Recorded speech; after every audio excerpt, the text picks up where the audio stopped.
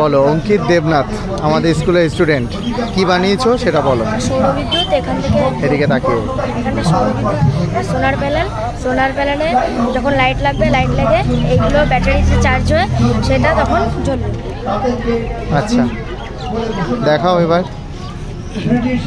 Solar panel, তাই তো? আমরা তখন স্বাধীন বলে ক্লিয়ার করলাম এবং সেই থেকে আপনি ভাবুন যে সেই দিন থেকে 1947 সাল থেকে আমরা কিভাবে আমাদের দেশটাকে রক্ষা করেছি। আমাদের এই যে মানে পাকিস্তান, সুন্দর হয়েছে।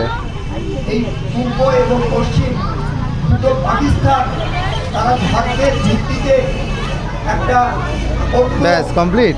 দেশ হয়ে গেল। বাহ, এটা দিয়ে সোলার প্যানেলে পাখা চললো, তাই তো? ঠিক আছে, খুব সুন্দর হয়েছে। এটা আমাদের প্রজেক্ট। ঠিক আছে,